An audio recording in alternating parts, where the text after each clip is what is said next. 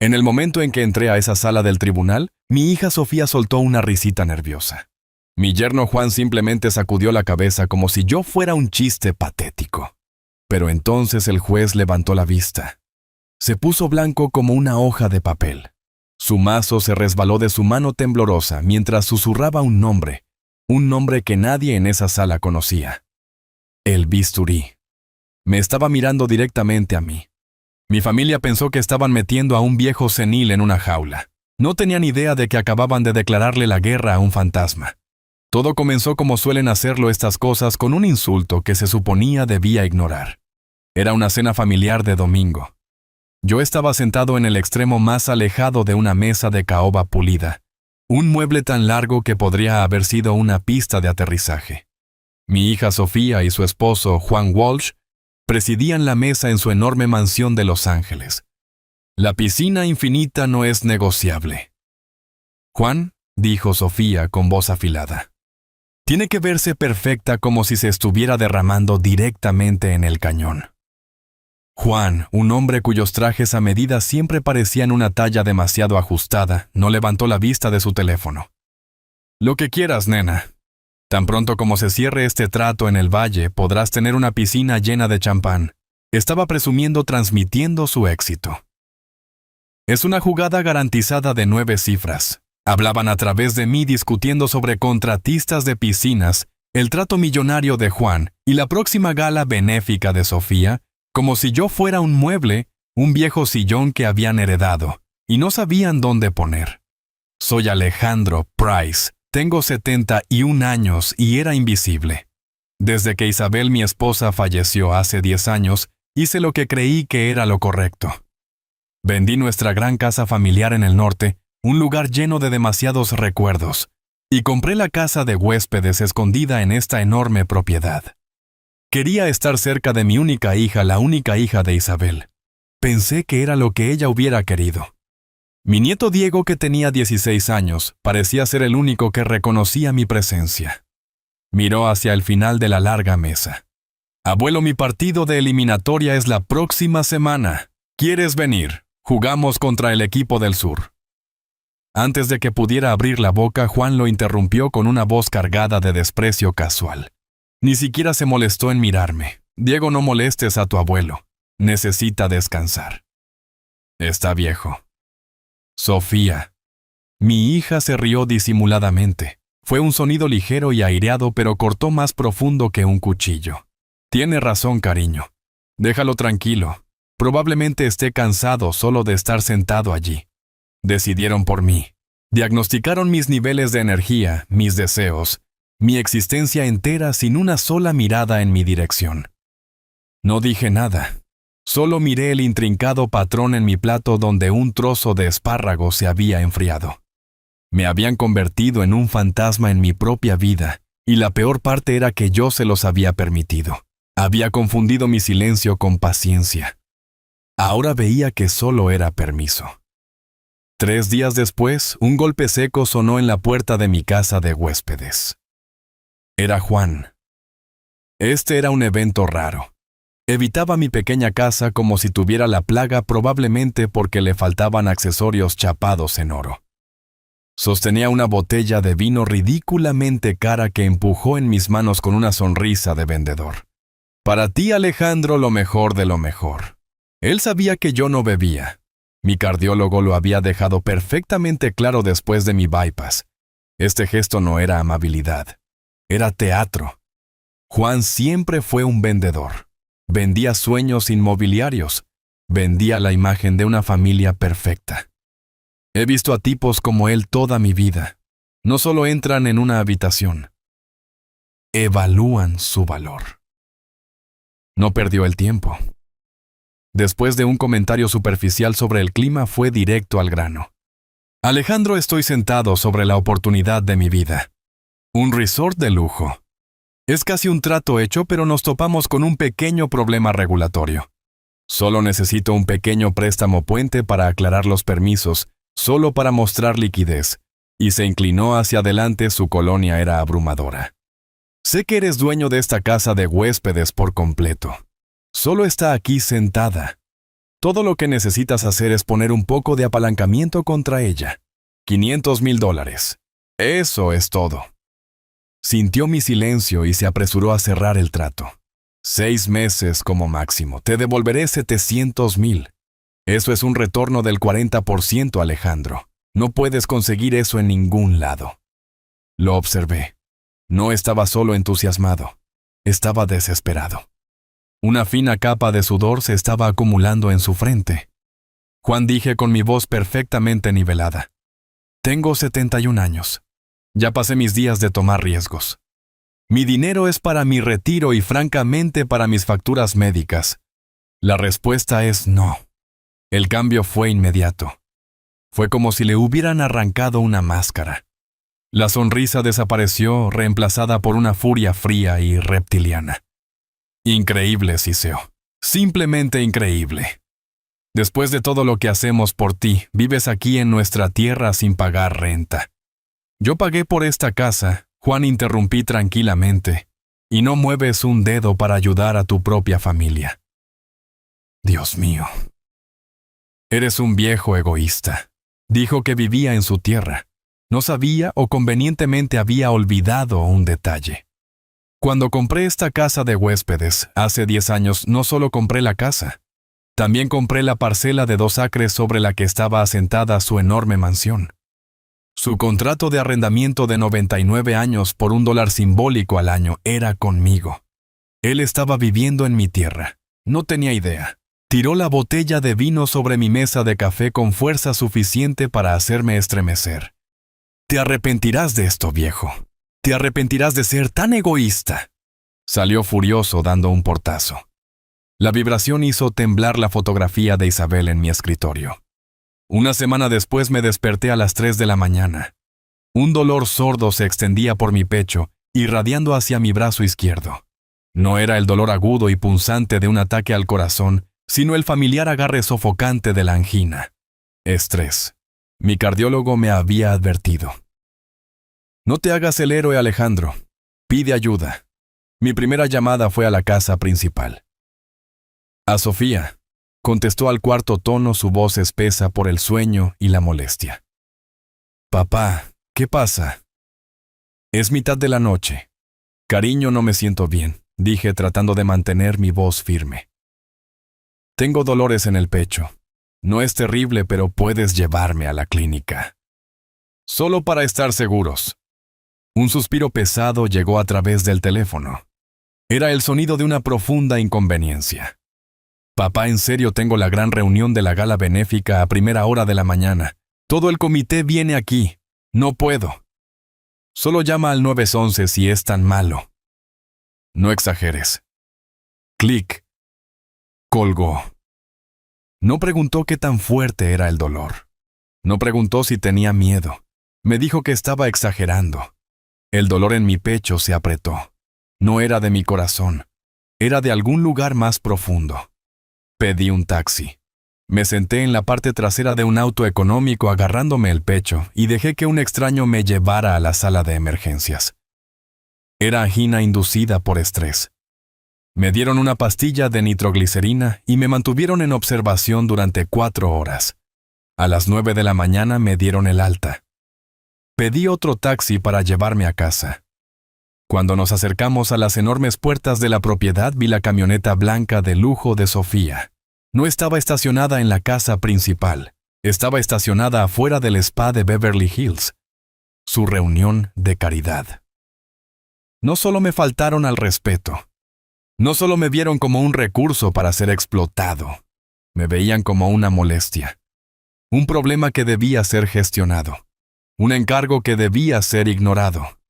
Y ese fue el momento en que supe que algo tenía que cambiar. Simplemente no sabía qué tan rápido llegaría. A la mañana siguiente estaba sentado con una taza de café negro, viendo la niebla disiparse en el cañón, cuando un golpe seco e impaciente resonó en mi pequeña casa. No era Juan. Su golpe era arrogante. Esto era profesional. Abrí la puerta a un hombre con uniforme impecable, sosteniendo un escáner digital y un sobre blanco rígido. «¿Alejandro Price?», preguntó con voz plana. «Soy yo». Servicio de entrega legal. Firme aquí. Firmé la pantalla. Me entregó el sobre y se fue antes de que pudiera cerrar la puerta. Era pesado. No con papel, sino con intención. Mis manos estaban perfectamente firmes mientras tomaba un abrecartas de mi escritorio, el mismo que Isabel me había dado hace 30 años. Lo abrí y saqué el contenido. Las palabras saltaron de la página frías y precisas. Era una petición legal. Una demanda.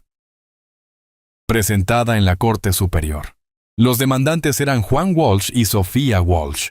El demandado era yo. Escaneé la primera página, mi visión estrechándose. Solicitaban una audiencia de emergencia. Buscaban una tutela legal. La sangre no se drenó de mi cara. No corrió a mis oídos. En cambio, una claridad fría y perfecta se asentó sobre mí. Me estaban acusando a mí, Alejandro Price, de estar mentalmente incapacitado. Afirmaban que ya no era capaz de administrar mis propios asuntos financieros y médicos. Afirmaban que estaba senil. No era solo un insulto. No era solo codicia. Esto era una ejecución legal. Querían borrarme para convertirme en una no persona, un protegido del Estado con ellos sosteniendo los hilos. Querían hacer oficial mi invisibilidad legalmente vinculante. Pasé la página. Prueba A. La evidencia. Era un informe de diagnóstico de 3 páginas de un experto psicológico llamado Dr. Pedro Lim. Leí su evaluación. Afirmaba que yo mostraba signos severos de demencia, delirios paranoicos y una incapacidad para comprender las realidades financieras. Concluyó gravemente que yo era un peligro para mí mismo y mis propios activos. Miré fijamente el nombre. Dr. Pedro Lim. Pedro Lim. Una risa fría y seca, más parecida a una tos, escapó de mis labios. Nunca había conocido a nadie llamado Pedro Lim en toda mi vida. No toqué la puerta. No dudé. Sostuve la petición legal en mi mano, el papel grueso de un blanco crudo contra mi piel manchada por la edad, y caminé. Salí de mi pequeña casa a través del césped perfectamente cuidado, que separaba mi mundo del de ellos, y fui directo hacia la casa principal. Las puertas de vidrio del patio estaban abiertas. Podía escuchar el sonido del hielo tintineando en los vasos y música ligera y vacía sonando. Estaban junto a la piscina tal como sabía que estarían. Sofía estaba recostada en una tumbona, gafas de sol puestas, una revista balanceada sobre su estómago. Juan estaba de pie junto al bar exterior sirviéndose otro cóctel. Se veían relajados sin problemas, como 2 depredadores que acababan de poner una trampa y esperaban pacientemente a que su presa se desangrara. Pisé el patio. La música se detuvo. Mi sombra cayó sobre Sofía. Se sentó sobresaltada, bajándose las gafas de sol. «Papá, ¿qué estás haciendo? Estás interrumpiendo nuestro...» Su voz se apagó cuando vio los papeles en mi mano. No me miró a la cara, miró los papeles. Juan se dio la vuelta con una sonrisa falsa pegada en su rostro. Alejandro, solo estábamos. Entonces vio la petición. La sonrisa no solo se desvaneció, se invirtió en una mueca de molestia, antes de enmascararla rápidamente con falsa preocupación. Sostuve el sobre en alto. «¿Qué es esto?» Sofía se estremeció mirando hacia la piscina, incapaz de encontrar mis ojos. Pero Juan era un actor. Dejó su bebida, se secó las manos en una toalla y se cruzó de brazos. Estaba tomando una posición de poder. «Papá», dijo, su voz goteando con piedad condescendiente. «Esperábamos que no tuvieras que verlo así. Íbamos a hablar contigo justo antes de la audiencia». «¿Qué es esto? Es por tu propio bien», dijo Juan dando un paso adelante. «Mira, después de ese pequeño incidente del ataque al corazón la semana pasada, Sofía y yo nos dimos cuenta de que simplemente ya no puedes cuidarte solo. Estás olvidando cosas. Estás confundido. Tenía indigestión, Juan». Agitó su mano descartando mi realidad. «Eso es lo que tú crees que fue. Pero estabas sufriendo. Estabas desorientado. ¿Qué pasa si es peor la próxima vez? Necesitas a alguien que maneje las cosas por ti. Alguien que proteja tus finanzas. Que se asegure de que tus facturas estén pagadas, que maneje tus decisiones médicas antes de que ya sabes te lastimes. Me estaba manipulando usando el mismo incidente que habían ignorado como prueba de mi incompetencia. Miré a mi hija. Sofía, esto es lo que quieres. Estás firmando un papel que dice que tu propio padre está loco. Finalmente me miró, pero sus ojos estaban fríos, reflejando el azul brillante del agua de la piscina. Es lo mejor, papá. Solo estamos tratando de ayudar. Te amamos. Amor, dije. La palabra se sintió como ceniza en mi boca. Ni siquiera saben el significado de la palabra. Fue entonces cuando la paciencia de Juan se rompió. La máscara del yerno preocupado cayó revelando al buitre debajo. Se rió. Un sonido corto, agudo y feo. Nos vemos en la corte, viejo, se burló. Francamente, esto solo prueba nuestro punto. Estás paranoico. Eso es exactamente lo que dijo el doctor Lim. Tomó su bebida y la levantó en un brindis burlón. Mejor búscate un defensor público porque realmente no creo que puedas permitirte un abogado de verdad. Eso fue todo. Esa fue la gota que derramó el vaso. Ese fue el momento en que el hombre que pensaban que era un viejo frágil y olvidadizo murió. Y algo más. Algo para lo que no podrían haberse preparado despertó. Caminé de regreso a la casa de huéspedes. Cerré la puerta y el sonido del cerrojo encajando en su lugar fue lo más fuerte que había escuchado jamás. Fue el sonido de una línea siendo trazada, un límite final y definitivo. Pensaban que esta era la habitación de un anciano senil. Una caja beige tranquila para dormitar, para ser manejado, para ser olvidado. Nunca ni una sola vez habían visto la otra puerta. Era una puerta de núcleo sólido en la parte trasera de mi vestidor, escondida detrás de un estante de trajes viejos que nunca usaba. No estaba cerrada con una llave simple. Estaba cerrada con un escáner de huellas dactilares biométrico. Presioné mi pulgar contra el vidrio frío. La luz parpadeó en verde y un cerrojo pesado se abrió con un clic silencioso y costoso. Entré. Este era mi verdadero hogar. No había cama, ni sillón reclinable. Solo estanterías de piso a techo, 3 monitores de computadora masivos, una pared de archivadores y un sistema de teléfono satelital encriptado dedicado. El aire estaba fresco y quieto. Juan pensaba que yo era un burócrata retirado, un simple contador que había manejado libros de contabilidad para alguna firma de nivel medio. Pensaba que mi mayor logro en la vida era ahorrar lo suficiente para una jubilación cómoda. No tenía idea. Hace 30 años en Washington, D.C., yo no era Alejandro. CEOs de compañías Fortune 500, senadores corruptos y políticos de alto nivel. Todos tenían un nombre diferente para mí. Me llamaban El Bisturí. Yo era el investigador forense principal del Departamento de Justicia. Yo era el hombre que enviaban cuando los números no solo parecían incorrectos, parecían imposibles. No solo seguía el dinero, lo diseccionaba. Encontraba los tumores financieros, las cuentas ocultas, los libros secretos que todos los demás pasaban por alto.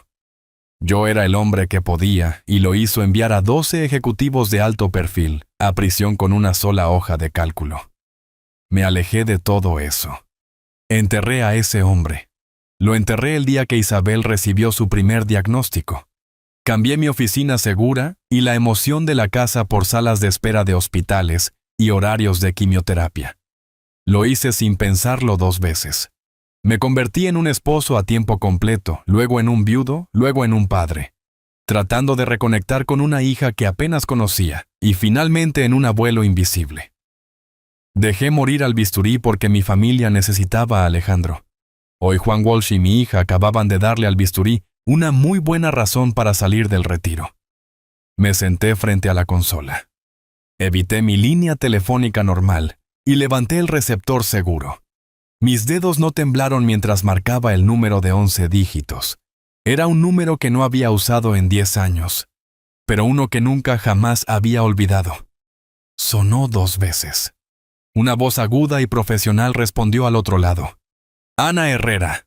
Ana, dije, soy Alejandro Price. Hubo una pausa no de confusión, sino de shock de reconocimiento. señor Price. Su voz de repente estaba sin aliento. Dios mío, pensé. Pensé que se lo había tragado la tierra. Mi padre pregunta por usted todo el tiempo. Siempre se preguntó qué pasó con el bisturí. Estoy en Los Ángeles, Ana. Te necesito aquí. Mañana. Trae a tu mejor equipo, los que saben cómo cavar. Otra pausa más corta esta vez. El shock se había ido reemplazado por el acero que recordaba. Solo diga la palabra Alejandro. ¿Qué hicieron? ¿Solicitaron una tutela? Dije con mi voz plana. Afirman que estoy senil. Quieren tomar el control de todo.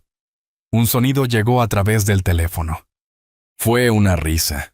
No una graciosa, sino un ladrido corto y agudo de incredulidad. Están afirmando que usted está senil. No tienen idea, ¿verdad? No tienen idea de a quién acaban de tratar de poner en una jaula. Su voz era todo negocios ahora. Entendido, bisturí. Voy en camino. Solo dígame, ¿dónde quiere que haga el primer corte? Ana Herrera llegó a las 10 a.m. en punto. No parecía una abogada de alto poder de Los Ángeles. No había auto llamativo ni bolso de $1,000. Llevaba un traje de pantalón oscuro simple, su cabello estaba recogido en un moño severo y sus ojos eran del color del acero frío. Llevaba un solo maletín delgado.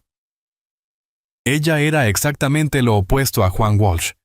Ella era sustancia, no estilo. Ella era la hija de su padre. No perdió tiempo en cortesías.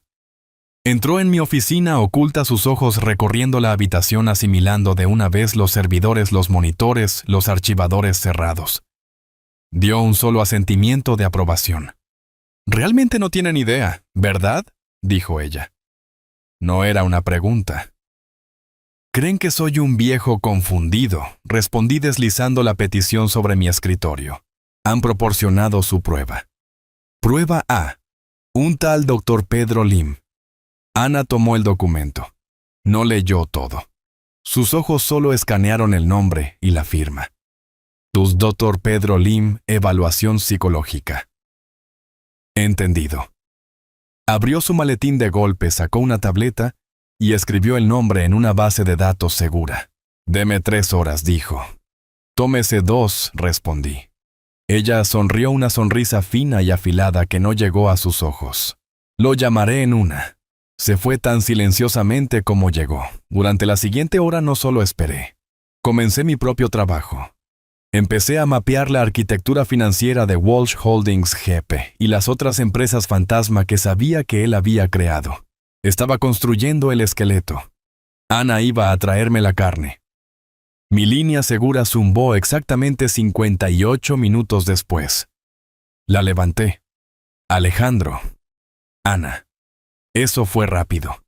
No fue difícil, respondió ella, su voz nítida, digital y desprovista de emoción. Cuando son tan descuidados, los hilos simplemente yacen en el suelo esperando ser tirados. Alejandro, no vas a creer esto. Pruébame. Bien. Primero, el Dr. Pedro Lim no es psicólogo. Esperé. No es psiquiatra, no es neurólogo, ni siquiera es médico general. Podía sentir el pero viniendo. ¿Qué es él, Ana? Es dentista. Dejé que la palabra colgara en el aire. Un dentista. Un hombre que raspa placa y rellena caries. Un hombre que había firmado un documento legal declarándome mentalmente incompetente. La pura arrogancia desnuda de ello era asombrosa. Un dentista. Repetí con mi voz plana. O era dentista, corrigió Ana. La Junta Dental de California revocó su licencia hace 5 años. Permanentemente. Ahora estábamos llegando a alguna parte. Esta era la primera pieza real. ¿Por qué elija usted?, dijo ella. Podía escucharla tecleando. Fraude masivo de seguros. Facturación por cirugías inexistentes. Y su especialidad. Recetar opioides ilegalmente. Miles de pastillas. Dirigía una fábrica de recetas desde un centro comercial en Reseda. Entonces, Juan no había encontrado a un experto que pudiera ser sobornado. Había encontrado a un criminal. Un profesional deshonrado y inhabilitado, desesperado por dinero y ya comprometido. Un hombre sin nada que perder. Esta revelación, sin embargo, condujo al verdadero conflicto. La pregunta que importaba más que la respuesta. ¿Dónde está? Ana, dije inclinándome hacia adelante. Eso es específico. Ese no es un nombre que encuentras en Google. Un desarrollador inmobiliario de alto vuelo como Juan no conoce simplemente a un dentista deshonrado de un centro comercial. ¿Cómo lo encontró? Eso, dijo Ana con la voz tensándose. Es en lo que pasé los últimos 40 minutos investigando.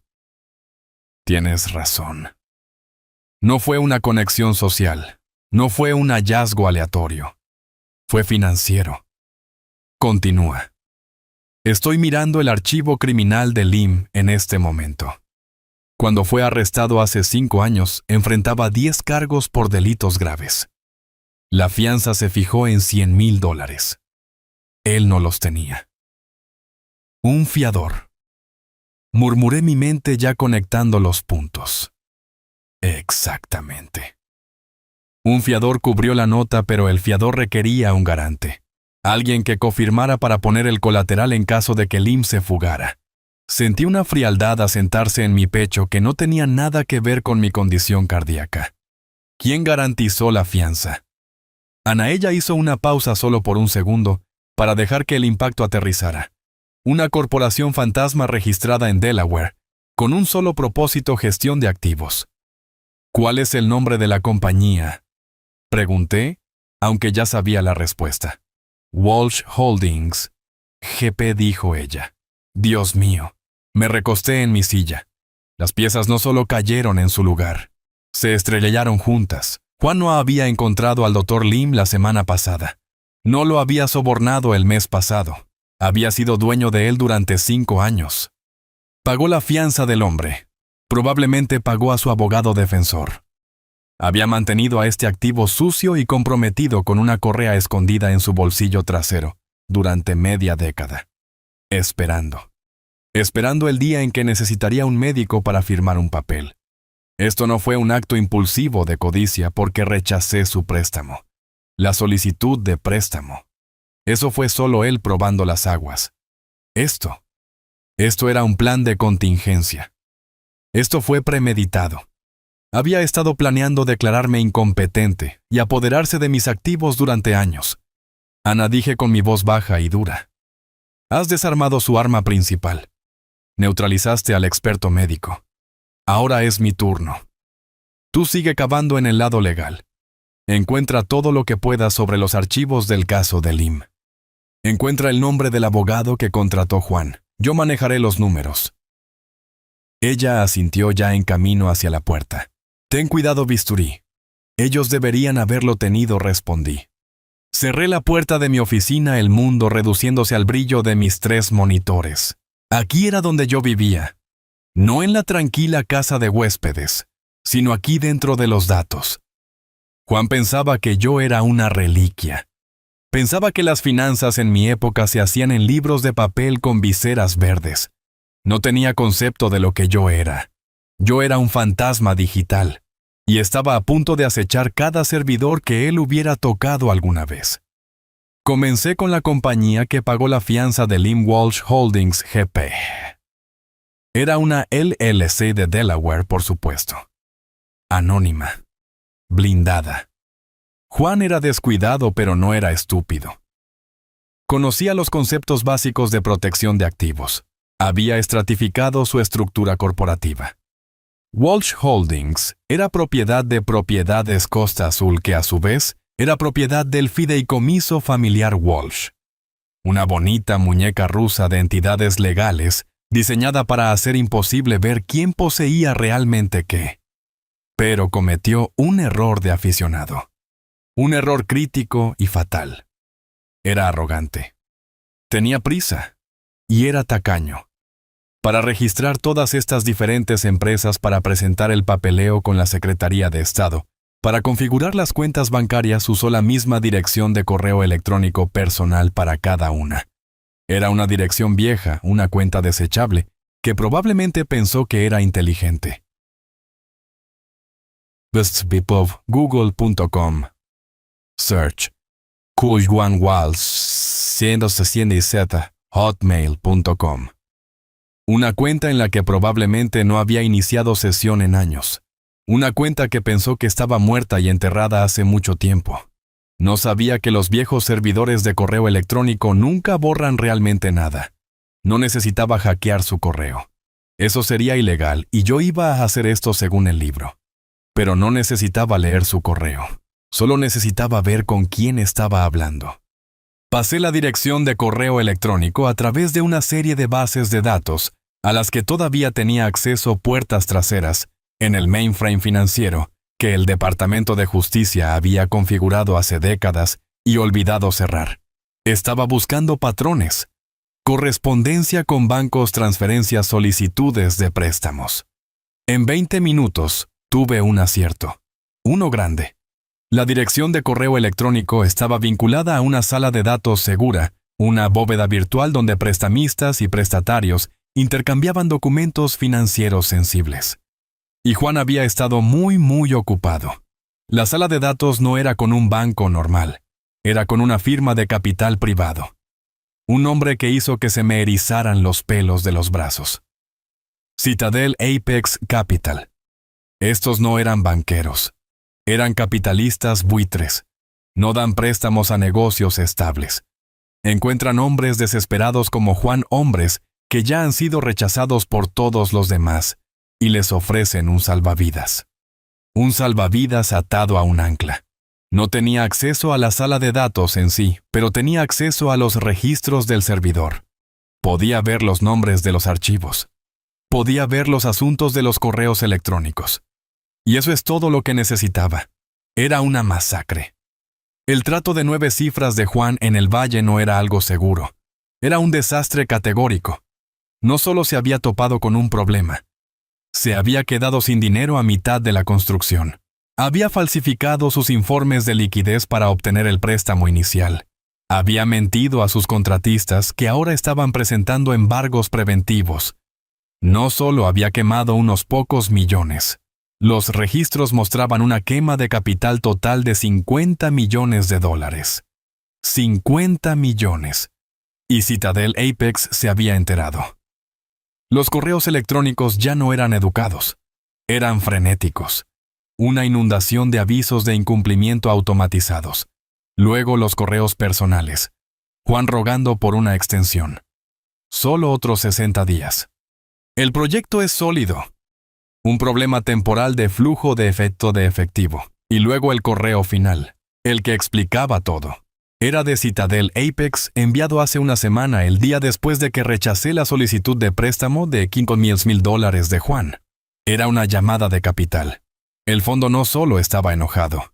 Estaban activando la cláusula de emergencia en su contrato.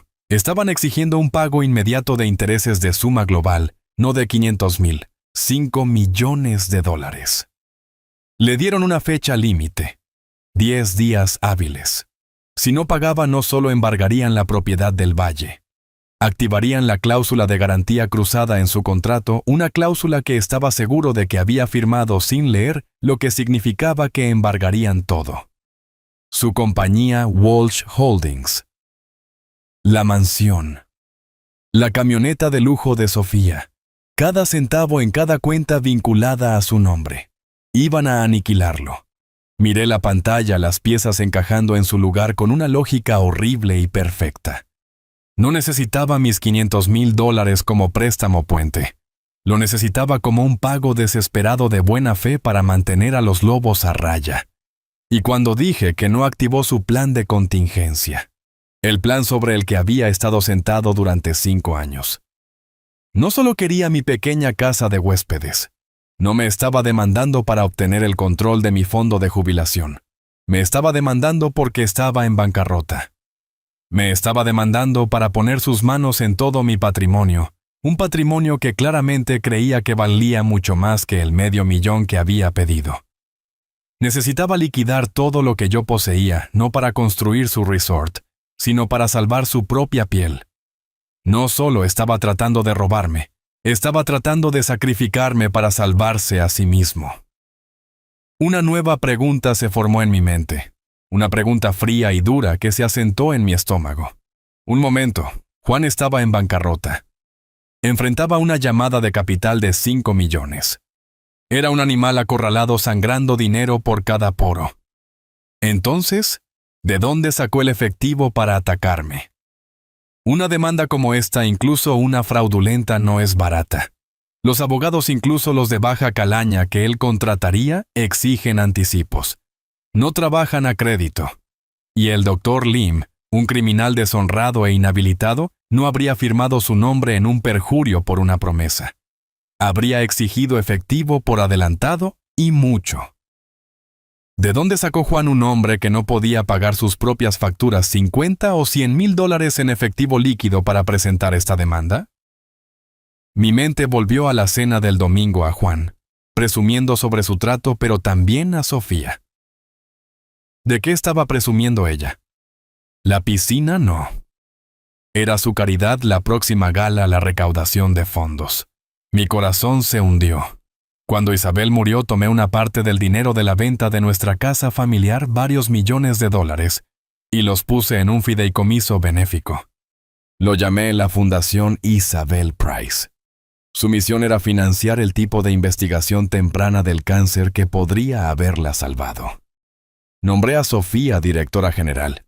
Pensé que le daría propósito, le daría una conexión con la madre que perdió. Yo era el fundador, por supuesto, con plenos derechos de supervisión, pero nunca los había ejercido. Confiaba en ella. Era el nombre de mi esposa. Era mi hija.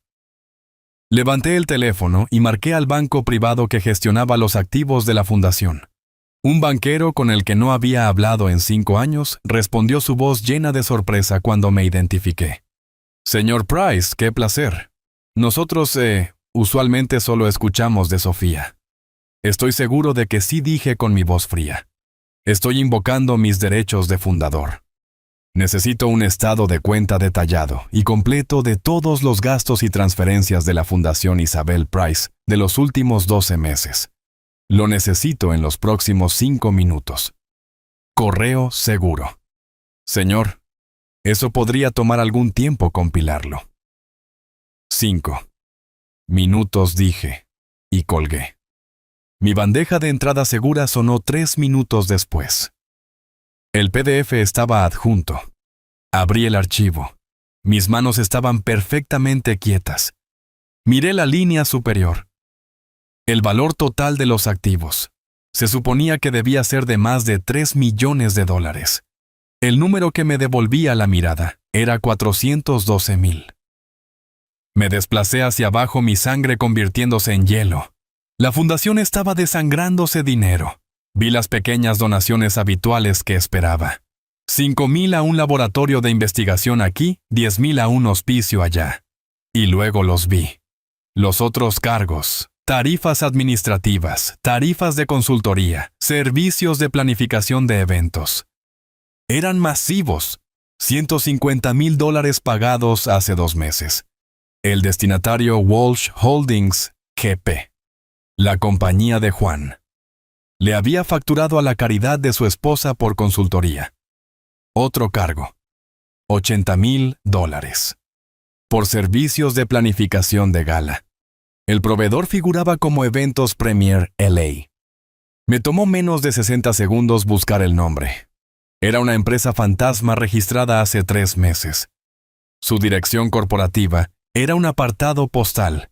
El único propietario que figuraba en el registro, Juan Walsh. Se estaba pagando a sí mismo 80,000 dólares para planificar su propia fiesta. Pero la pieza final devastadora y aplastante de evidencia no estaba en las partidas. Estaba en la prueba de pago.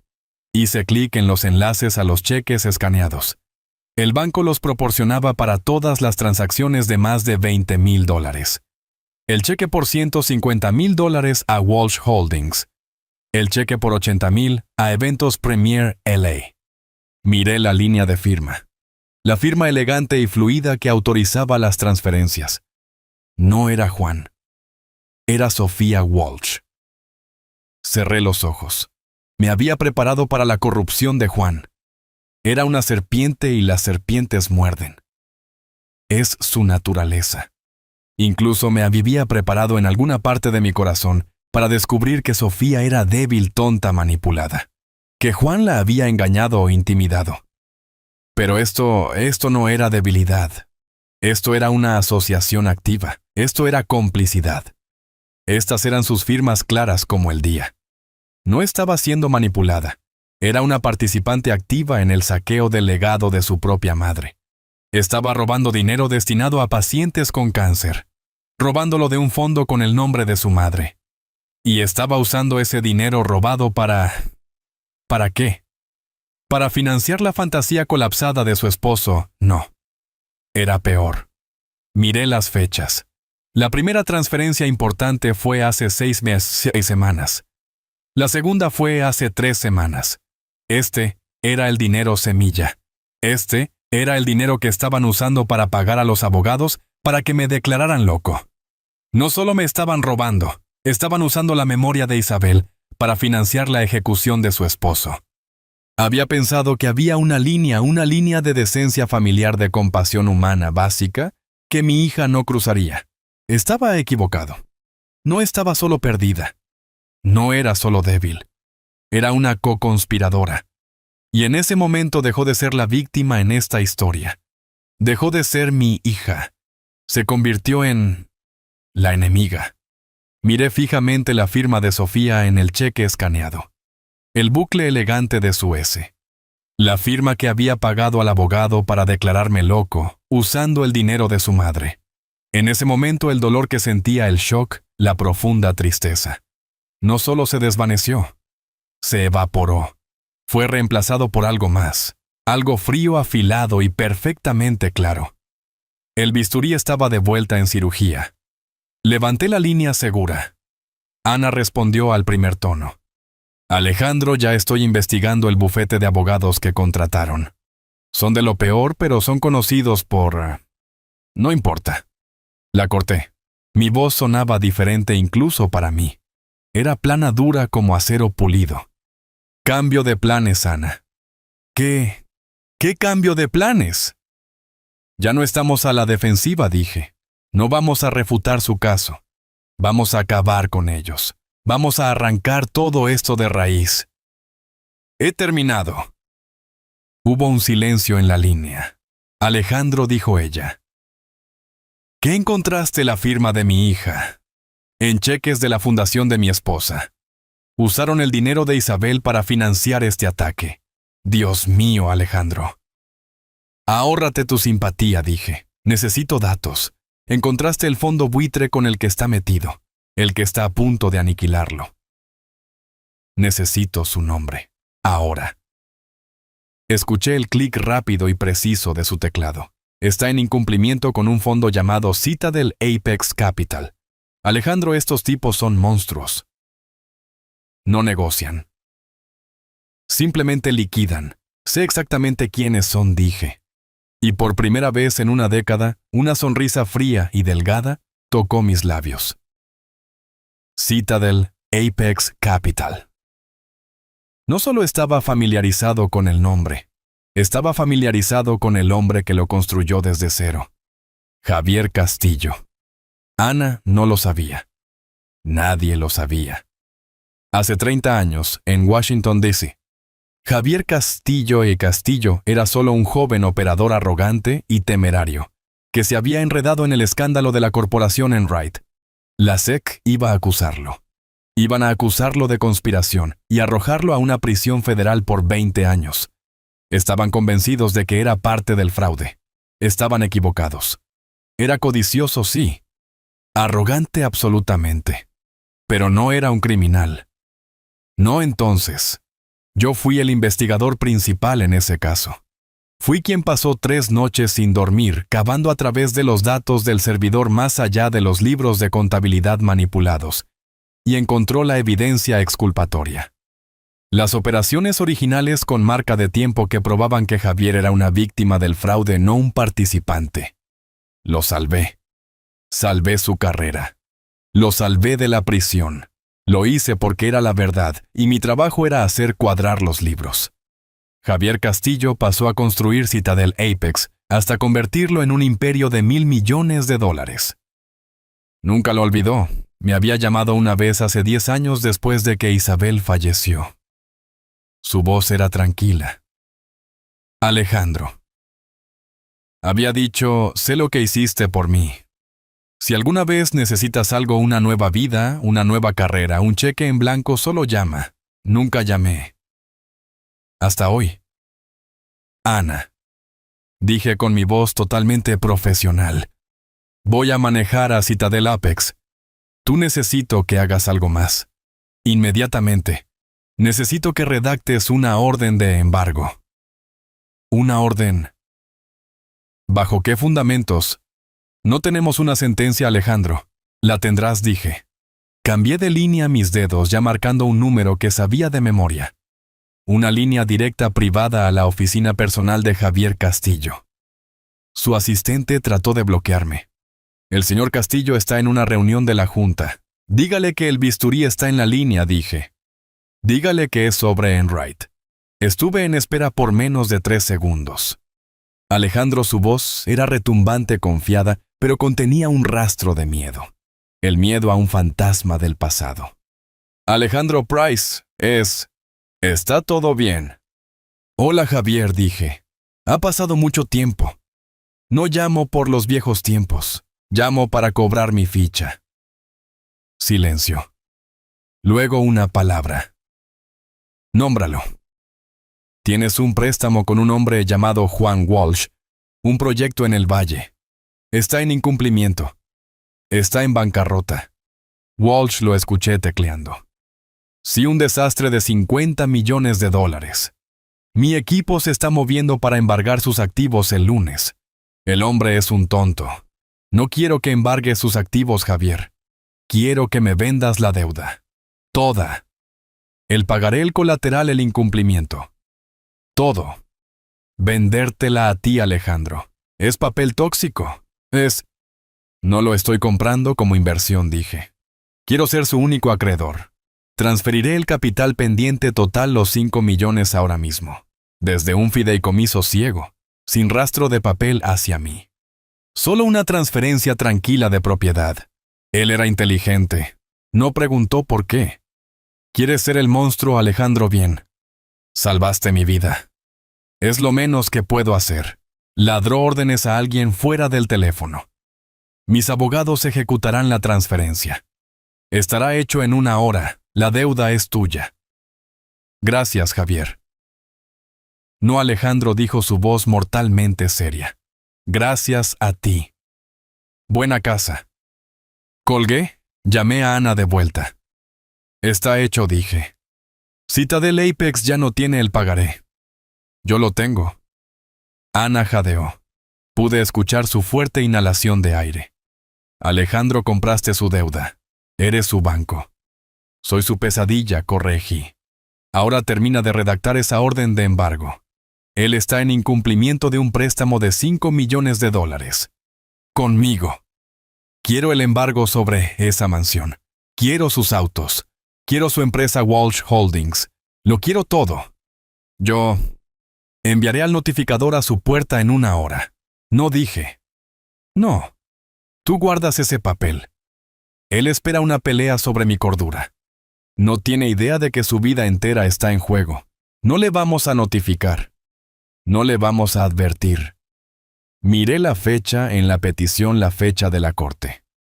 Vamos a entrar en esa sala del tribunal y se lo vamos a entregar justo enfrente del juez. Estamos en un largo pasillo iluminado con luces fluorescentes afuera del departamento 5B.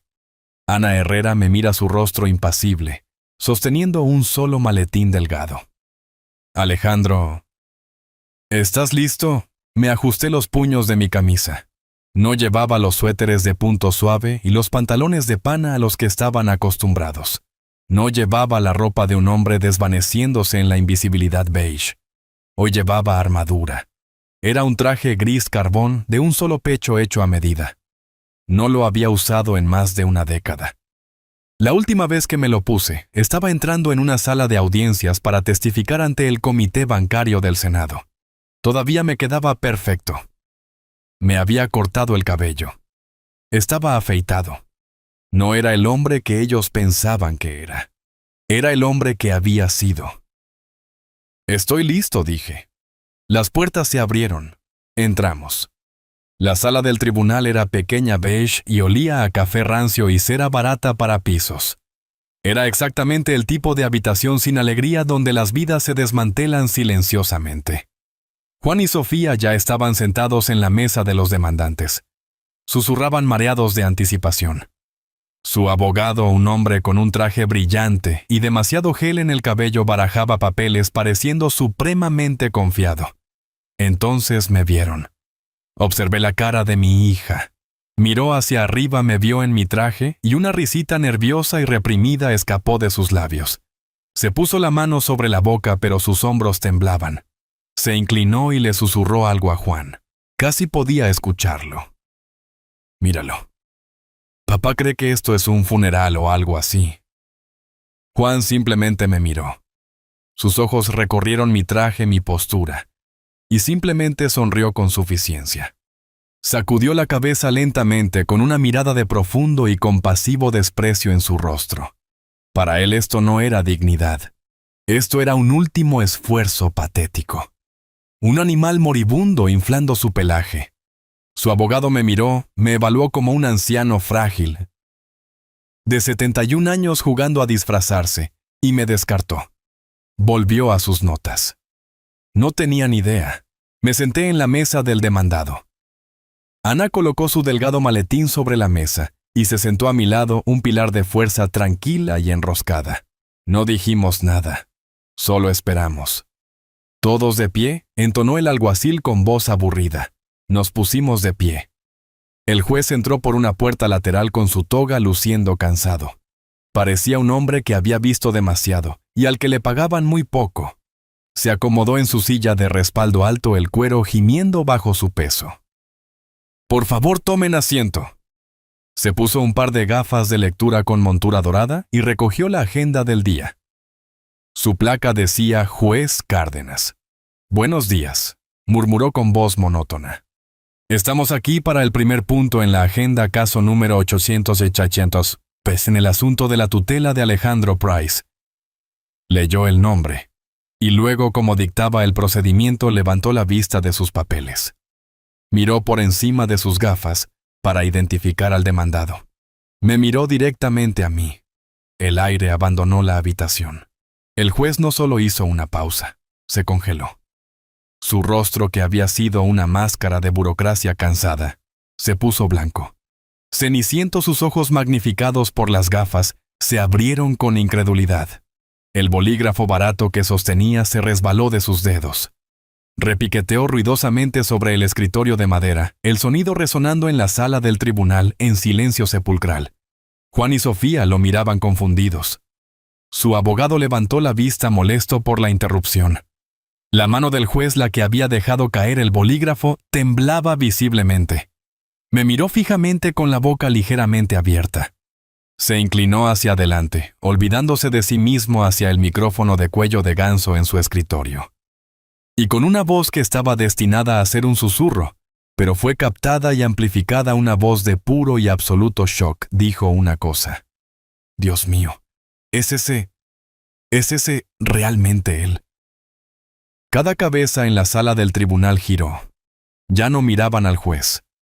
Todos me miraban a mí. Las caras de Juan y Sofía estaban en blanco por la confusión. ¿Qué estaba pasando? Esto no era parte de su plan. Yo también lo reconocí. Oh, sí lo reconocí. Cárdenas. Pero el hombre que yo conocía no era un juez de 60 años con cara de cansancio. El hombre que yo conocía era un fiscal asistente de 35 años, aterrorizado, ambicioso y superado por la situación. Le habían entregado el caso más grande de su joven carrera, el fraude de la corporación Enright. Un castillo de naipes de $1,000 millones. Y estaba perdiendo. Su caso se estaba desmoronando. Sus testigos estrella estaban desacreditados. Estaba a punto de perder, y habría terminado su carrera antes de que comenzara, hasta que su testigo experto subió al estrado. Yo era ese testigo experto. Yo era el hombre que trajeron cuando los números eran un desastre, enredado de mentiras.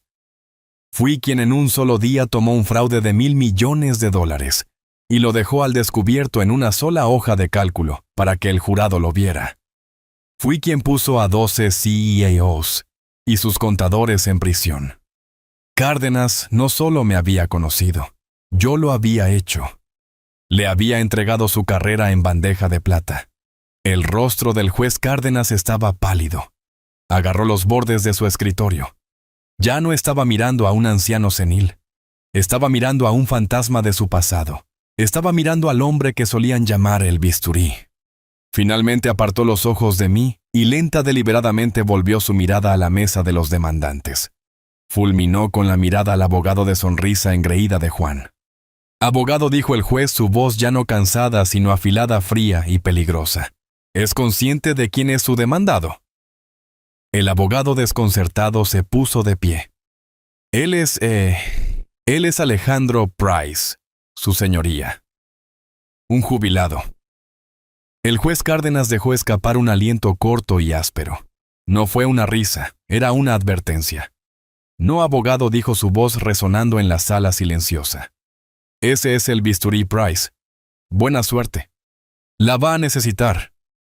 El abogado de Juan, un hombre llamado Fierro, parecía que acababa de tragarse un insecto. Estaba sudando visiblemente. Miró a Juan, quien hizo un gesto agudo y furioso con su mano. «Continúa con esto». Fierro, visiblemente sacudido por la reacción del juez, barajó sus papeles. «Su señoría, los demandantes llaman a nuestro primer y principal testigo al estrado, el doctor Pedro Lim». Una puerta lateral se abrió. Un hombre pequeño y grasiento con un traje mal ajustado se escabulló en la sala del tribunal. Parecía menos un médico y más un hombre que vive en un sótano. Evitó mirar a nadie, especialmente al juez. Subió al estrado con la mano temblando mientras prestaba juramento. Fierro, tratando de recuperar el equilibrio, comenzó: «Doctor Lim. Tuvo ocasión de evaluar al demandado Alejandro Price». «Lo hice», dijo Lim con voz aceitosa y ensayada. «Estaba leyendo un guión. Realicé un examen psicológico completo». «¿Y cuáles fueron sus hallazgos?» Dr. Lim se puso un par de gafas manchadas. El señor Price presentó signos severos de deterioro cognitivo. Su memoria a corto plazo es francamente inexistente. Exhibe síntomas clásicos de delirio paranoico, particularmente en relación con las finanzas de su familia y sus intenciones hacia él. Me quedé perfectamente quieto. Estaba describiendo al hombre que querían que yo fuera.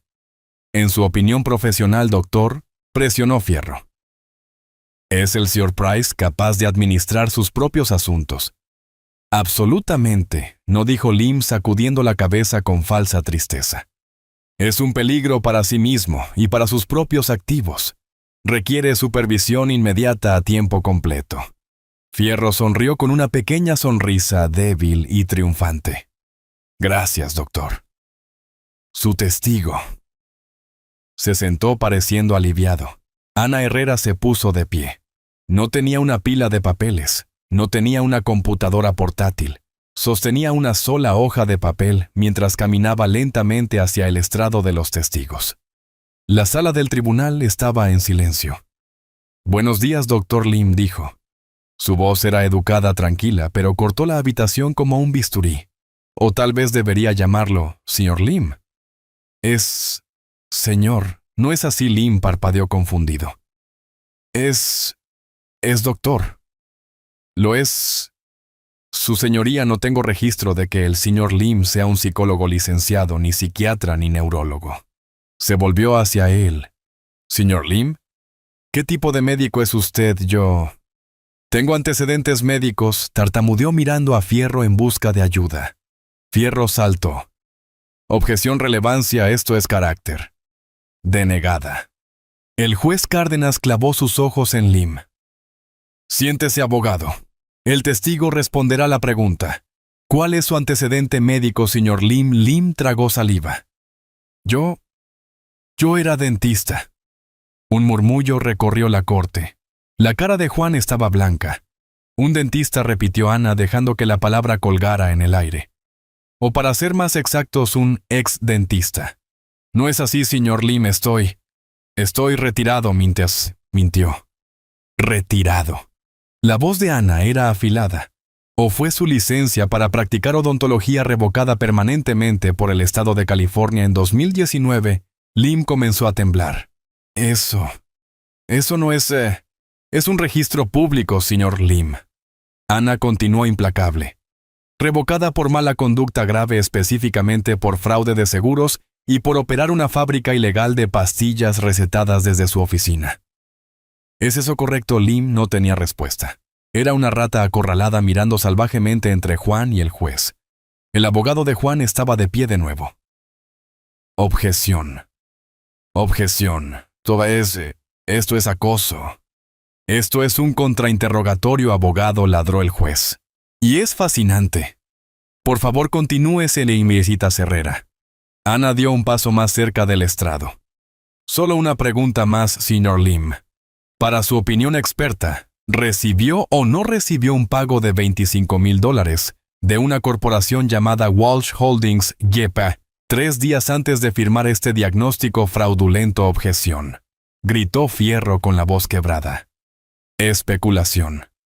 Sin fundamento. Ana ni siquiera lo miró. Se volvió hacia el juez. Su señoría, tengo el registro de transferencia bancaria justo aquí. Caminó hacia el proyector y colocó la hoja de papel sobre el vidrio. La imagen brilló en la pared, un recibo crudo en blanco y negro, para que toda la sala lo viera. De Walsh Holdings, Y.P. A Pedro Lim, cantidad $25,000. Nota consultoría. La cara del juez Cárdenas se puso de un rojo furioso y profundo. Fulminó con la mirada a Lim, que parecía que iba a vomitar. Señor Lim, la voz del juez era un gruñido bajo de trueno. Está bajo juramento. Acaba de cometer un perjurio flagrante y atroz en mi sala del tribunal. Ha presentado un documento fraudulento ante este tribunal en una conspiración criminal con los demandantes. Señaló con un dedo tembloroso al alguacil. Alguacil, ponga a este hombre bajo custodia. Está bajo arresto por perjurio. El sonido de las esposas cerrándose resonó en el silencio atónito. Sofía soltó un pequeño chillido aterrorizado. Juan estaba rígido mirando cómo se llevaban a su testigo estrella. Todo su caso acababa de ser esposado. El abogado de Juan Fierro estaba completamente a la deriva. Estaba balbuceando sus notas dispersas. Su testigo estrella estaba esposado, todo su caso se había evaporado, y el juez lo miraba como si fuera algo que se había raspado del zapato. Juan estaba más que pálido. Estaba de un rojo furioso y manchado. Vibraba de rabia. Agarró a Fierro por la manga y le siseó algo al oído. Fierro, luciendo aterrorizado de su propio cliente, se puso de pie temblando. Su señoría tartamudeó. Mi cliente, el señor Walsh, quisiera subir al estrado para aclarar este desafortunado malentendido. El juez Cárdenas levantó una ceja. Oh, ¿quiere hacerlo? ¿Quiere testificar? Después de que su testigo principal acabara de ser arrestado por perjurio en una conspiración con él, el juez miró a Ana. Herrera. ¿Alguna objeción? Ana se puso de pie. En absoluto, su señoría. Estaríamos encantados de escuchar lo que el señor Walsh tiene que decir. Muy bien, dijo el juez, su voz cargada de hielo. Señor Walsh, suba al estrado. Está por supuesto bajo juramento. Juan se abrió paso a empujones hacia el estrado, prácticamente apartando al alguacil. Estaba tratando de proyectar confianza, pero era un hombre ahogándose, y solo estaba haciendo más burbujas. Se sentó agarrando la barandilla del estrado hasta que sus nudillos estuvieron blancos. Su señoría, comenzó Juan, su voz una actuación practicada y resbaladiza de víctima herida. Estaba tratando de hablar directamente con el juez, ignorando a Ana, ignorándome a mí. Esto es una farsa. Mi esposa y yo solo estamos preocupados por él. Eso es todo de lo que se ha tratado esto. Me señaló con un dedo. Él está confundido. Es paranoico. Se encierra en esa casita durante días. Oculta sus finanzas. Me acusó de tratar de robarle, por el amor de Dios. Todo lo que queríamos hacer era ayudarlo, protegerlo de sí mismo. Y ahora Ahora esto. Estaba tratando de parecer desconsolado. Resultó monstruoso. No está lúcido, su señoría. No sabe lo que hace. Fierro, viendo una apertura, preguntó. Así que su única motivación fue la preocupación por su bienestar.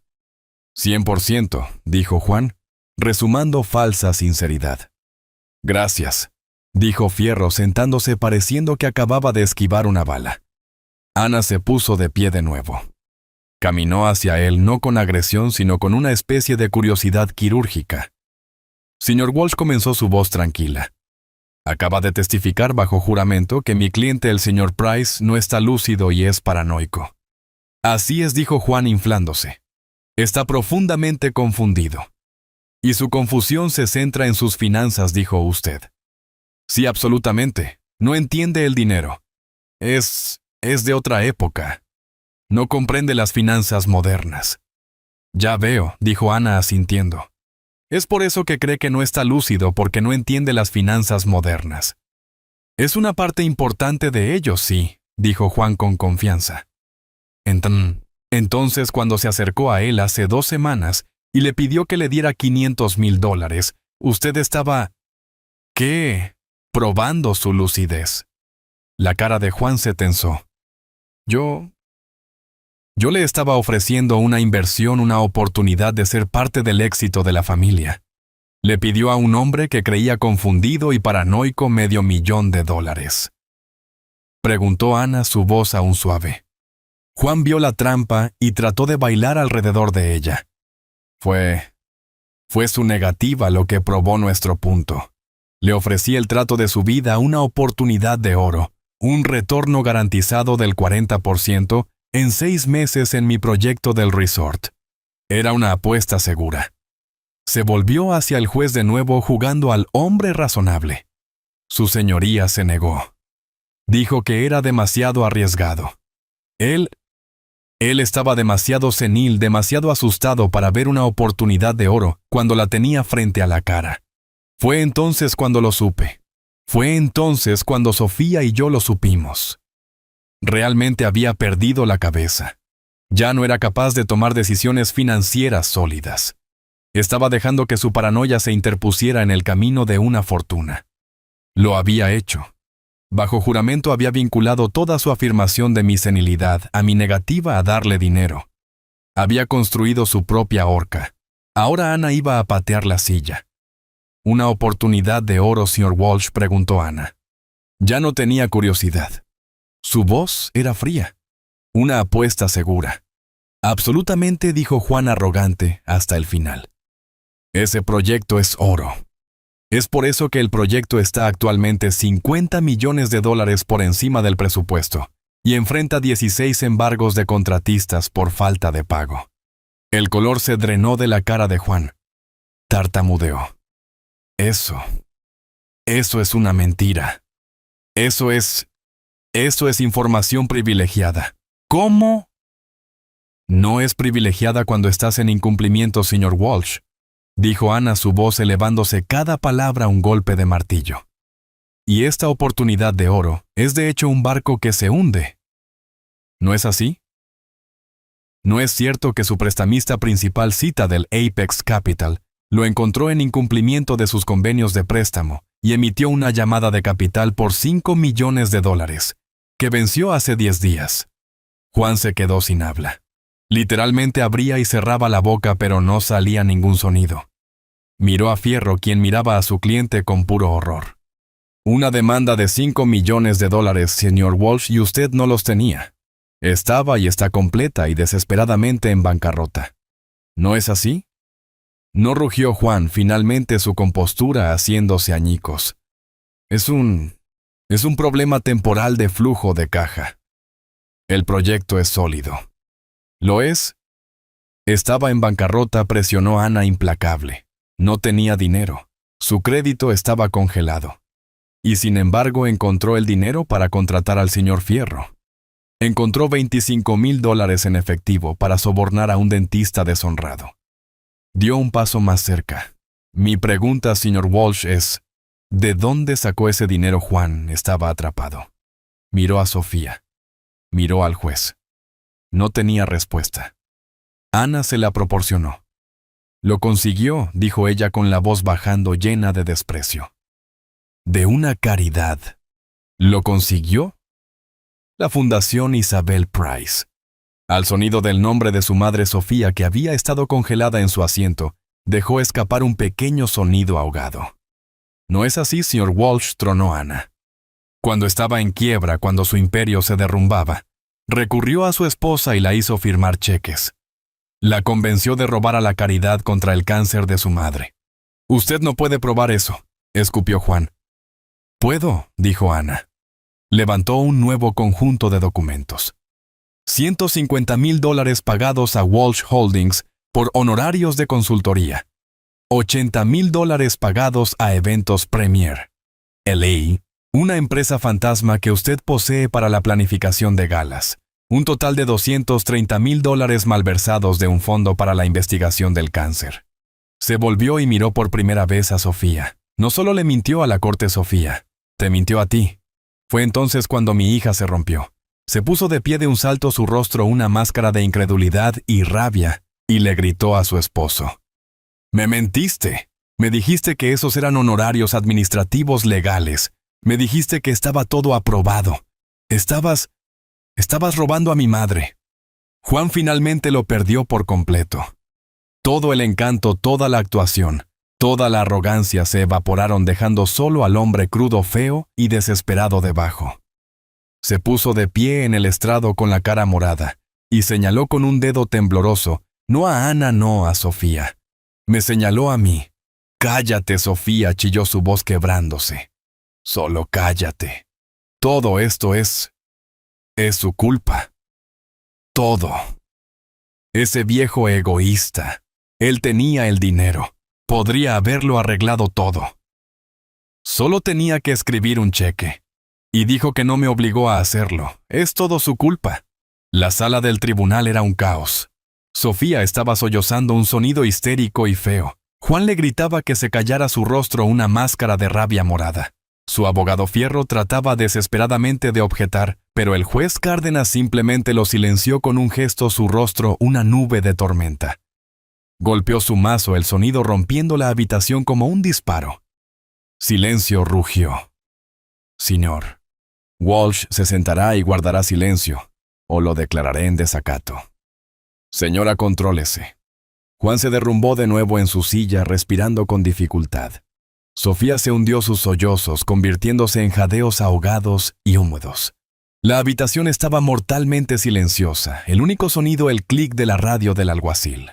Los ojos del juez Cárdenas, fríos y furiosos, giraron desde los escombros de la mesa de los demandantes hacia mí. Me miró fijamente. Por un largo momento la ira en su rostro se suavizó, reemplazada por algo más respeto y una profunda curiosidad. «Señor Price», dijo su voz ahora tranquila, pero llevando toda la autoridad del estrado. «Sus oponentes han presentado su caso tal como era», señaló a Juan. «Él acaba de confesar bajo juramento una letanía de delitos financieros, pero la petición todavía está ante mí. ¿Tiene algo que desee decir en su defensa con respecto a su propia competencia?» Me puse de pie. Lentamente. No me apoyé en la mesa. No vacilé. Me paré derecho, mis manos entrelazadas sueltamente detrás de mi espalda. La habitación estaba tan tranquila que podía escuchar el zumbido de las luces fluorescentes. Miré a Juan. Miré a Sofía. Y luego miré al juez. «Gracias, su señoría», dije con mi voz clara y fuerte. Resonó en la pequeña habitación. «Pero no estoy aquí hoy para discutir sobre mi cordura. No estoy aquí para defenderme. Mi competencia no está en duda. Mi historial habla por sí mismo». Hice una pausa, dejando que las palabras aterrizaran. «No, su señoría», continué. «No vine aquí hoy para ser un demandado. Vine aquí para presentar una denuncia penal». Fierro saltó a sus pies. «Objeción. Esto es teatro. Este no es el lugar adecuado». «Siéntese, abogado», rugió Cárdenas. «Usted abrió esta puerta. Usted trajo a este hombre a mi corte acusándolo de delirio. La corte escuchará lo que tiene que decir». Proceda, señor Price. Volví mi mirada a Juan. Me estaba mirando fijamente con los ojos muy abiertos con un nuevo horror amaneciendo. El señor Walsh acaba de confesar parte de ello. Dije con mi voz plana como un anatomista describiendo un cadáver. Confesó haber malversado $230,000 de una fundación benéfica. La fundación de mi esposa. La fundación Isabel Price. Luego volví mi mirada lenta deliberadamente hacia mi hija. Me estaba observando su cara manchada de lágrimas y rímel sus ojos suplicantes. Pero no actuó solo, dije, sosteniendo su mirada. No podía. Necesitaba una firma. Necesitaba la firma de la directora de la fundación. Miré de nuevo al juez. Y tú, Sofía, hija, tú firmaste los cheques. Tú a sabiendas y con plena intención saqueaste el legado de tu propia madre para financiar el estilo de vida de tu esposo y para financiar este patético intento de apoderarse de mis activos. Sofía dejó escapar un lamento, un sonido de pura desesperación animal. No, yo no sabía. Él me dijo. Tú los firmaste, declaré cortándola. No era una acusación. Era un hecho. Juan, viendo a su esposa desmoronarse, encontró una nueva oleada de bravuconería animal desesperada y acorralada. Se puso de pie tirando su silla. Se rió. Fue un sonido agudo, histérico y feo. No puedes hacerme nada, chilló señalándome. Tú eres un nadie. No tienes nada. ¿Crees que puedes qué? Presentar una queja es mi palabra contra la de ella. Y tú eres solo un viejo triste y senil.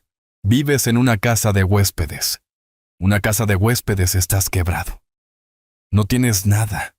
No eres nada. Su voz se quebraba, pero estaba triunfante. Él lo creía. Creía que yo no tenía poder. Creía que el dinero se había ido, que no me quedaba nada más que mi traje. Solo esperé.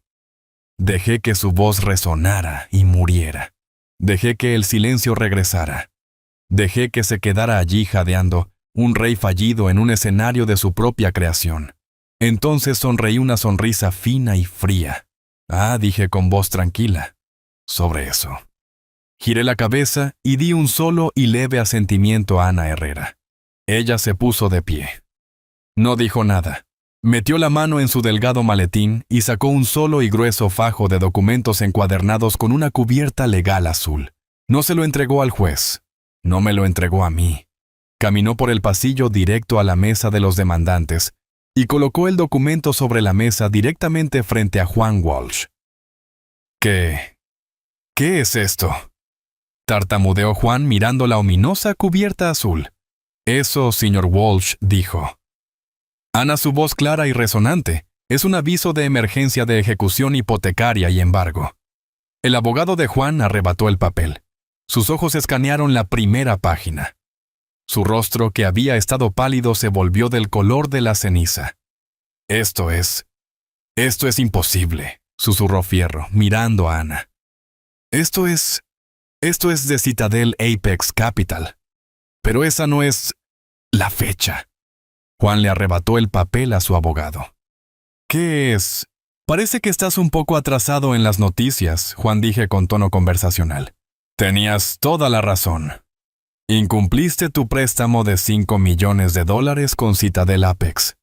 Estaban, como sabes, preparándose para embargar todos tus activos. Una pena terrible. Juan estaba mirando el papel, sus manos temblando tan violentamente que apenas podía leer. Esto dice: la deuda fue vendida. Sí lo fue, dije. Estaban muy motivados para vender. Era, como dijiste, papel tóxico. Y cuando no pudiste pagarles, yo intervine. Compré esa deuda, Juan. Toda. El pagaré, el préstamo, el colateral. Todo. Di un paso adelante. Incumpliste tu préstamo, Juan. Pero no incumpliste con Citadel Apex. Incumpliste conmigo. Dejé que eso se asimilara. Observé cómo los últimos rastros de color se drenaban de su rostro, mientras la realidad helada y destructora de almas de su situación aterrizaba. Y yo continué: no soy tan paciente como Javier Castillo. No estoy ofreciendo una extensión. No estoy renegociando. Estoy cobrando el pagaré. Efectivo inmediatamente. Juan me miró con la boca abierta en un grito silencioso. Señalé la mansión en la que vivía. La casa principal es mía. Señalé los autos que conducía. Los autos son míos. Señalé las empresas fantasma que construyó. Todo tu imperio Walsh Holdings es mío. Señalé el mismo traje que llevaba puesto. Todo lo que pensabas que era tuyo, ahora me pertenece. Me volví hacia el juez Cárdenas, que estaba viendo todo este intercambio con una mirada de puro asombro inalterado. Su señoría, dije con mi voz resonando con finalidad. Esta patética audiencia de tutela ha terminado. Hice un gesto a Ana y su documento. La audiencia de desalojo comienza ahora. Juan estaba acabado. Un hombre que grita su propia confesión en una sala del tribunal no tiene muchas opciones legales. Después de su actuación no fue un juicio. Fue una sentencia. Mi evidencia, la evidencia que Ana y yo habíamos compilado, era un ataúd hermético y preciso. Las transferencias bancarias de la fundación de Isabel. Las facturas fraudulentas de su empresa fantasma. El testimonio perjurado que sobornó de Lim. Y por supuesto el caso abierto y cerrado de fraude bancario que había estado ejecutando en el proyecto del Valle. Era una avalancha de papel y cada hoja tenía su nombre. Trató de luchar. Contrató a un nuevo abogado aún más caro, probablemente con dinero que no tenía. Trataron de argumentar que estaba bajo extrema presión. Trataron de pintarme como un cerebro vengativo y manipulador que lo había atrapado. Fue una defensa patética. Era como una rata atrapada en una trampa de acero, tratando de culpar al queso. El fiscal de distrito, que había tomado un interés muy grande en el caso después del informe del juez Cárdenas, ni siquiera sudó. Le ofrecieron un acuerdo de culpabilidad para ahorrarle al Estado un juicio. Se negó arrogante hasta el final. Todavía pensaba que podía salir de esto vendiendo. Así que lo llevaron a juicio. Y lo enterraron. No tuve que testificar. La documentación de Ana, mi análisis forense financiero, hizo todo el trabajo. El jurado deliberó por menos de una hora. Lo encontraron culpable de 12 cargos de fraude, electrónico fraude de valores y malversación agravada. El juez miró a Juan, este hombre que se había parado en una sala del tribunal, y trató de destruir la vida de un hombre para cubrir sus propios crímenes. E hizo un ejemplo de él. No le dieron una palmada en la muñeca. No fue enviado a una prisión de cuello blanco estilo club de campo. Fue sentenciado a 10 años en una penitenciaría estatal. 10 años. Vi cómo se lo llevaban ya no en su traje a medida, sino en un mono naranja. Finalmente se había quedado sin cartas para jugar. Los libros estaban equilibrados. Sofía. Sofía fue la parte más difícil. Era mi hija. Era la sangre de Isabel. Pero también era una co-conspiradora. La evidencia era innegable. Su firma estaba en los cheques. Se había sentado allí semana tras semana, viviendo una vida de lujo sabiendo que estaba siendo pagada con dinero robado de la tumba de su madre. Su abogado se me acercó rogando, suplicando. Señor Price fue manipulada. Fue víctima de abuso psicológico. Juan la controlaba. Lo miré. Juan sostuvo el bolígrafo. Forzó su mano para escribir su propio nombre. Ella es una mujer adulta. Ella tomó una decisión. Me pidió que hablara con el fiscal para pedir indulgencia, que escribiera una carta en su defensa diciendo que era una buena persona que cometió un error. Dije que no. No interferiría. Esto no se trataba de venganza. Se trataba de consecuencias. Había pasado 10 años permitiéndole vivir sin ninguna. Había habilitado su debilidad, su codicia, su crueldad casual. Intervenir ahora para salvarla del fuego que ella había ayudado a encender sería el acto final y peor de un padre fallido. Tenía que valerse por sí misma. Tenía que enfrentar la realidad. Fue acusada al igual que Juan, pero fue inteligente. A diferencia de Juan, ella vio el final de la línea. Aceptó el trato. Se declaró culpable de delito grave de mal uso de fondos caritativos. El juez fue menos severo. Vio sus lágrimas, escuchó su testimonio sobre el control de Juan, pero también vio los estados de cuenta bancarios. Fue sentenciada a 3 años de libertad condicional formal. Se le ordenó devolver cada centavo los $230,000 a la Fundación Isabel Price. Y finalmente el juez agregó una última condición: 2,000 horas de servicio comunitario obligatorio, no recogiendo basura en la carretera, no archivando papeles en una oficina. La asignó al Hogar de Ancianos Jardines de Glenwood, específicamente a la unidad cerrada de demencia y Alzheimer. Durante los próximos 2 años, mi hija, la mujer que trató de que su padre fuera declarado legalmente senil para poder robar su dinero, pasaría cada fin de semana bañando, alimentando y limpiando a hombres y mujeres que estaban verdaderamente perdidos. Hombres y mujeres que no sabían sus propios nombres, que no podían recordar las caras de sus hijos. Quería que ella ya lo viera. Quería que lo oliera. Quería que entendiera en sus huesos la realidad del arma que había tratado de usar contra mí. Fue una sentencia justa. Fue quizás la única educación que realmente había recibido. Pasaron 6 meses. El silencio que cayó sobre la propiedad fue absoluto. La gran y ridícula mansión que Juan y Sofía habían construido se había ido. La hice vender en subasta. La tierra en la que se asentaba la casa de huéspedes. Mi casa de huéspedes. Vendí eso también todo. Las ganancias fueron a 2 lugares. La mitad fue para rellenar y hacer crecer sustancialmente la Fundación Isabel Price, que ahora estaba bajo nueva administración profesional. La otra mitad fue a un fideicomiso para mi nieto Diego Cerrado hasta que cumpla 25 años. Yo estaba en la casa de huéspedes. Estaba vacía, solo cajas de cartón apiladas, las paredes desnudas. Estaba en mi oficina oculta, empacando el último de mis archivos. Los monitores estaban oscuros. El bisturí volvía al retiro. Escuché un paso vacilante en el porche. No un golpe, solo una presencia. Caminé hacia la puerta. Era Sofía.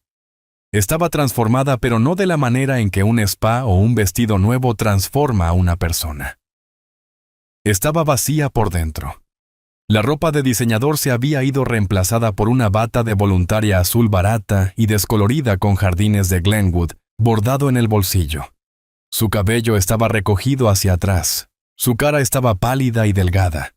Parecía 10 años mayor.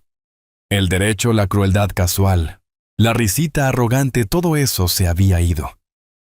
Quemado sus manos, que una vez estuvieron perfectamente cuidadas, estaban rojas y en carne viva. Simplemente se quedó allí en la puerta mirándome sellar la última caja. Su voz cuando llegó no era la voz que recordaba, era un raspado. Tranquila, áspera y muerta. ¿Por qué dejé lo que estaba haciendo? No me di la vuelta. ¿Por qué qué, Sofía? ¿Por qué lo hiciste? Dijo ella, su voz temblando no de tristeza, sino de una rabia profunda y agotada. ¿Por qué dejaste que llegara tan lejos? Tú lo sabías. No finjas que no. Tú eres él. Es él. Sabías lo que era Juan. Sabías lo que estaba haciendo. Dio un paso hacia la habitación vacía. Podrías habernos detenido en cualquier momento. Cuando Juan pidió los $500,000, podrías haber dicho simplemente: no sé que estás quebrado. Podrías haberme mostrado los papeles entonces. Podrías haberme advertido. Su voz se quebró, y una sola lágrima caliente y enojada corrió por su rostro. Pero no lo hiciste, nos dejaste.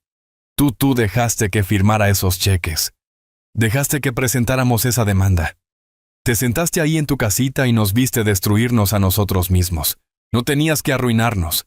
No tenías que enviarlo a prisión. No tenías que hacerme esto a mí. Señaló su uniforme barato. Tú querías esto. Querías castigarnos. Lentamente cerré la caja con cinta adhesiva. Presioné la cinta alisándola con mi mano. Luego me volví para mirarla. Miré a esta extraña que era mi hija. Porque si te hubiera detenido, Sofía, dije con voz tranquila, no habrías aprendido nada. Me habrías odiado por una semana. Me habrías llamado un viejo paranoico y controlador. Y luego habrías vuelto directamente con él. Habrías creído su siguiente mentira. Habrías encontrado otra forma de conseguirle el dinero. Habría seguido desangrando la fundación de tu madre una gala a la vez. No te dejé hacer nada. Solo te dejé ser quien eras. Caminé hacia mi viejo escritorio. Cuando tenías 10 años, robaste $50 del bolso de tu madre. Querías un juguete y ella te había dicho que no. Sofía se estremeció con los ojos muy abiertos. Ella recordaba. Isabel se enteró, continué. Sabía que eras tú y lloró. Lloró durante 1 hora en el baño pensando que había fallado como madre. Y luego salió y te abrazó y nunca dijo una palabra. Puso $50 de su propio dinero en el bolso. Te perdonó porque su corazón era blando. Ella quería paz. La miré, mis ojos tan duros y claros como el vidrio. Yo creo en los libros de contabilidad. Los libros siempre deben cuadrar, Sofía. Nunca pagaste por ese primer robo, así que seguiste robando. Cosas cada vez más grandes. No me respetabas. Juan no me respetaba. Y ninguno de los dos respetó la memoria de su madre. No solo cruzaste una línea, Sofía, la borraste. Bailaste sobre su tumba por una piscina. Ella no tenía respuesta, solo lloró. No se destruyeron a ustedes mismos, dije. Ya estaban destruidos. Estaban simplemente en bancarrota. En todas las formas posibles en que un humano puede estarlo. Yo solo presenté la factura. Tomé un solo sobre del escritorio. Se lo extendí. Esta es la dirección de un estudio en Burbank. Los primeros 3 meses de alquiler están pagados. Hay un pase de autobús adentro. Después de eso estás por tu cuenta. Los libros están claros. Ella tomó el sobre, su mano temblando. Me miró una última vez buscando a su padre. Él se había ido. Se dio la vuelta y se alejó. La vi irse. Tengo 71 años. Me he retirado 2 veces en mi vida. La primera vez de mi trabajo. La segunda vez de ser un anciano invisible, complaciente y silencioso. Ese día en la corte simplemente decidí levantar el bolígrafo de nuevo. Mi nombre es Alejandro Price y mis libros finalmente están cuadrados. Toda esta terrible experiencia me enseñó una lección dolorosa y necesaria. Aprendí que el silencio nunca debe confundirse con debilidad. Durante 10 años permití que mi amor por mi familia me cegara ante su desprecio. Pensé que la paciencia era una virtud, pero aprendí que la paciencia sin límites firmes es simplemente permiso para ser faltado al respeto. La verdadera fuerza no se trata de qué tan fuerte puedes gritar. Se trata de saber el momento preciso para hacer tu movimiento y tener la disciplina para esperarlo. No quería venganza. Quería rendición de cuentas. A veces el acto de amor más profundo por uno mismo e incluso por los demás es cuadrar finalmente y decisivamente los libros. ¿Qué hubieras hecho tú en mi posición? Déjame saber tus pensamientos en los comentarios a continuación y por favor dale me gusta y suscríbete si crees que el verdadero respeto es algo que debe ganarse.